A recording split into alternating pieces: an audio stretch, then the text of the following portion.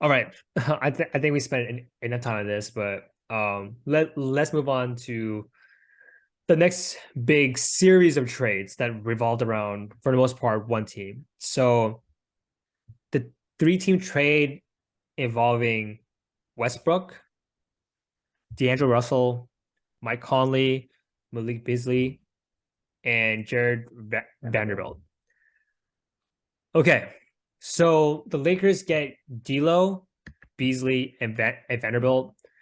Um, they also trade Thomas Bryant to Denver. The Wolves get Conley. Utah gets a top 4 protected pick from the Lakers, and they also get Westbrook, who they will most likely buy out. I'm pretty sure I'm seeing a couple of details in this trade because after this trade was made, additional trades were made on top of this, involving these teams, especially the Lakers, who did 2 extra trades afterwards. Very minimalistic trades involving Pat Bev to get Mo Bamba. Yeah. But high level, let's just focus on the high level for the Lakers, right? Them getting D'Lo, Beasley, and Vanderbilt, and I guess you could add Mo Bamba in there if you would like to. Um, what are your thoughts on how the Lakers did? I think they did fantastic from the simple fact they moved Westbrook. Just because, again, I think for the way the team is currently constructed, it's hard to have a player like Westbrook who can't shoot, Mm-hmm. right? Because you're gonna have guys. I mean, AD's finally healthy, but a guy like AD can, if he's having a great game, he can, attract, get double teamed, and then AD can pass out to a guard or whoever's open to get for an open shot. But same with LeBron, right? Who can attack the rim, command a double team and pass it out. But the problem is with Westbrook is since he isn't a good shooter, it's significantly easier to defend the Lakers in general with a guard who cannot shoot. Yeah. Which I think ultimately hurts the team significantly. And so now that they take out Westbrook and add D'Lo in, D'Lo started the season really slow, but now picked it up with since Karl-Anthony Towns is out. So he's a fantastic shooter, and I wouldn't say he's a good shooter. He's a pretty good shooter, and I think he'll help the Lakers immensely. In addition to that, he can also create his own shot and do some playmaking as well, to kind of compensate some of Westbrook's strengths. And then in addition to adding someone like Malik Beasley, who is a kind of a streaky shooter, scorer guy, which definitely helps the team. They just need people who could shoot in general. Even if it's streaky, it's better than nothing. And then I think one of the more underrated pickups for the Lakers is going to be Vanderbilt, who is going to be their energy hustle big man that they so desperately need in terms of grabbing boards and playing defense. Because I think there've been many instances where the Lakers need like a go-to defender to guard a bigger guy, whether it's a forward, usually a forward. Because in the past they've utilized Pat Bev to guard certain players. So like for example, the more recent game, I believe it was with the Pelicans, where it was a close game, and then I remember towards the end of the game, like Ingram was just going off, and it was Pat Bev, who was significantly smaller than Ingram, was just easily getting his shots um, on Bev. So in this particular type of situation, they would now have someone like Vanderbilt who can defend Ingram or any other larger player. Mm-hmm. That's not a five.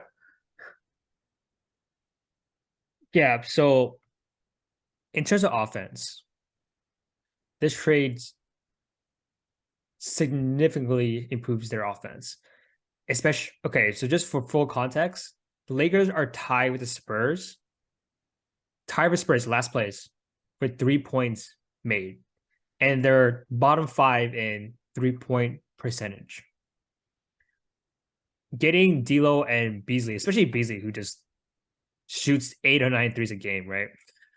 Makes it at a fairly decent clip. That alone improves your offense. And that also gives LeBron, AD just more space to operate. Like I feel you've seen this year that LeBron has been very perimeter oriented. He's shooting a lot of threes. I think he's shooting his no, he is shooting his lowest 3-point percentage this year for 2 reasons. One, there's not enough room to drive, right? And two, he's forced to take longer threes. And three, he's getting doubled more, especially on the perimeter, because they could just leave Westbrook in the corner, right? So LeBron will become more efficient as well, right? So their offense will be significantly better. Their defense, in my opinion, minimally better, It's especially on Vanderbilt. the. So Like where Vanderbilt. Vanderbilt, yes, but he mostly guards fours and fives. He doesn't guard the perimeter too much. Their perimeter defense has not improved whatsoever. That's true. Beasley and like DLO, and you're still gonna play shooter a lot of minutes. Their perimeter defense has not improved. It's basically stays the same, more or less. Yeah. Their interior defense got a little better, I would say, because with Vanderbilt, he works better if he can also be kind of like a help defender as well. But the problem is because the Lakers have so many guards and perimeter players that are not good defenders, he is forced to help defend so much, right? So it's hard for him to guard his man and help defend consistently. He can do it in like spurts, but to ask any good player, including AD to an extent, to guard your man to help defend possession after possession after possession, series after series, it's just too much. Now, having said all that, any improvement defensively is an improvement, and their offense has improved significantly, right? So I do think that they are a much better team than they were 24, 48 hours ago. And I Yeah. do think Vanderbilt helps it, but I just think that because their perimeter defense is so poor, you won't see the impact of that. You cannot maximize Vanderbilt's strengths because the Lakers still have so many weaknesses on the perimeter. That's that's just my personal opinion. But again, having said all of that, to get all the players that you got for essentially a protected first round pick, pretty good trade.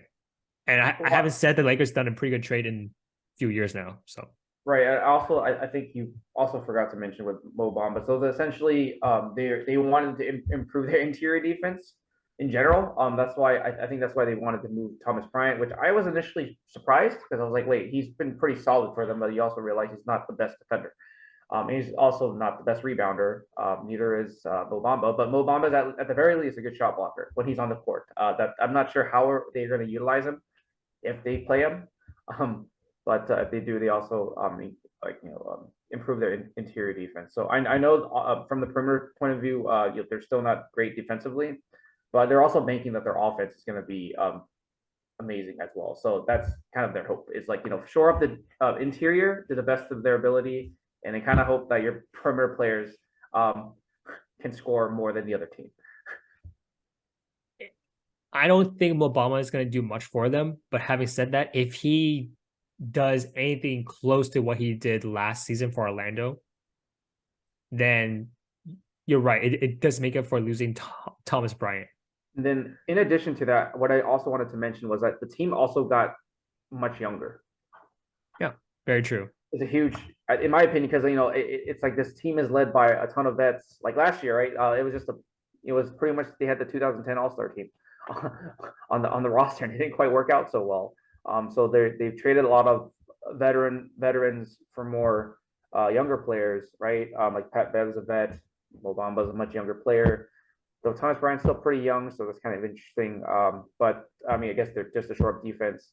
And then D'Lo is a lot younger than Russ. Malik Beasley is still a relatively young player, and Vanderbilt's also a young player. So, and then even if you were to look at the trade they made last month, acquiring Rui Hachimura, that also adds more youth to their team. Well, with youth with fresh legs, yeah.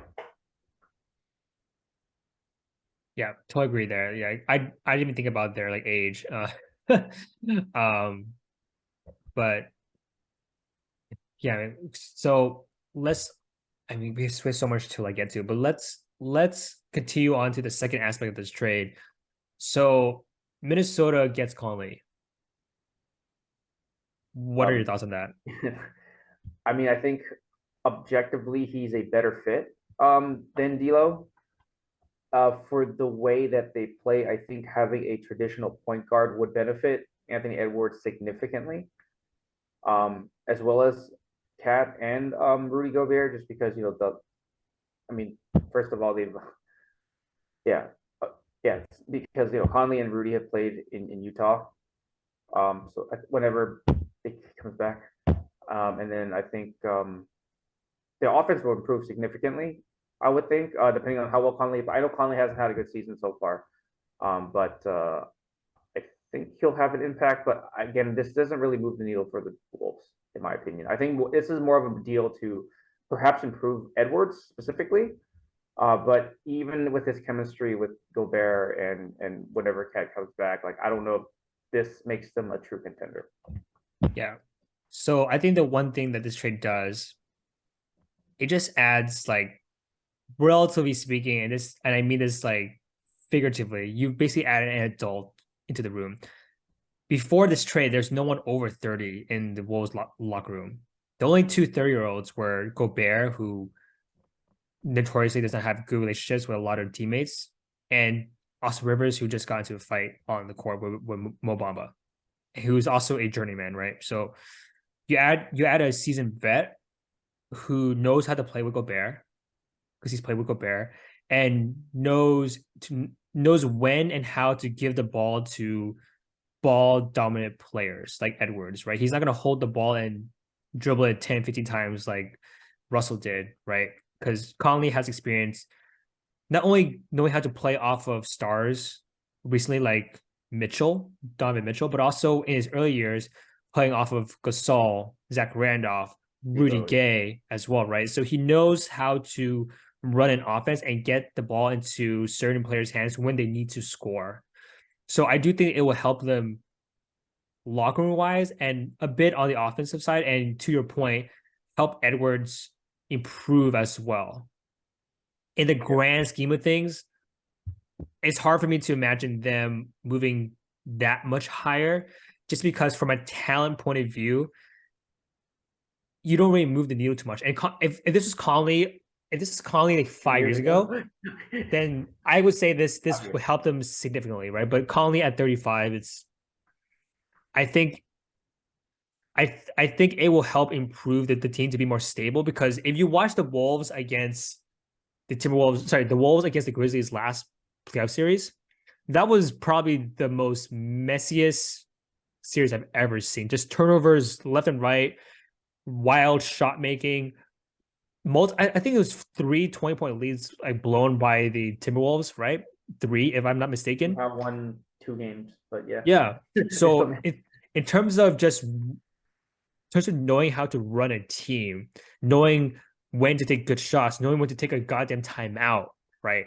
Like those things is what Conley can bring to the table. So in terms of just offensive execution, I think that would improve. But overall, I don't see them moving too much higher. Maybe move one spot higher in the West, but overall, not 3, 4, 5 spots higher. Basically, they're not winning a championship. I don't foresee them winning a championship. Yeah. With the team, the way the team is currently constructed, they might be lucky to get out the first round.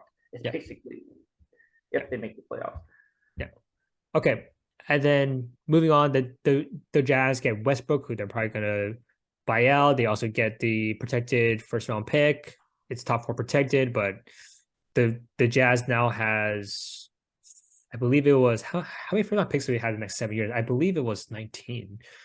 Yeah, tanking more or less. Are they planning? Are they trying to tank? Just getting rid of a ton of quality players, but at the same time, it's what they originally intended. I think they had a good run earlier this season. They kind of stripped their depth.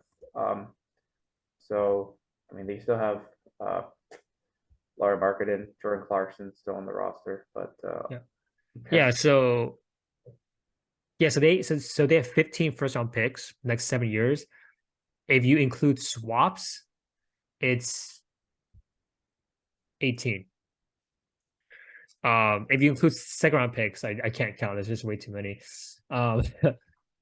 But yeah, so I feel like they may have gotten more for Beasley, Vanderbilt, and Conley, but I mean, when you have 15 picks, like no one's complaining, right? Okay.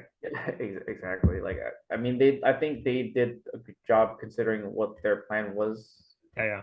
That's all you can really ask for. I mean, at the end of the day, this team still has a really bright future with all those picks, and with young players playing well, like Kessler's playing pretty well.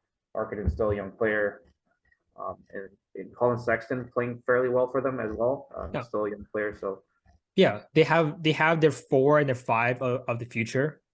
They still have assets to trade they would like to in Clarkson and Sexton, and they're going to get Sexton, but 3 Clarkson, they probably- and they're going to have 3 first round picks this summer, right? One, and they could literally do a solid rebuild like within 2 years because they have so many picks and they already have their 4 and their 5. Because when the Thunder did their rebuild 3 years ago, they only had Shea, right? And to a lesser degree, Dort. But like Utah has 2 solidified players right now, and also they also have the luxury of having 3 picks in a very, very, very deep draft. Whereas with OKC, when they did their rebuild, not only did the draft that they went into was not deep, it was the COVID draft, right? So they couldn't even evaluate because that's the draft with Edwards and Ball and Wiseman and Tyrese, right? That draft, relatively speaking, in comparison to this upcoming draft, it was nowhere near as deep. So having 3 picks in a very deep draft when you already have a solid 4 and 5, they could expedite this rebuild in 2 years, maybe 3, just because they have so many assets.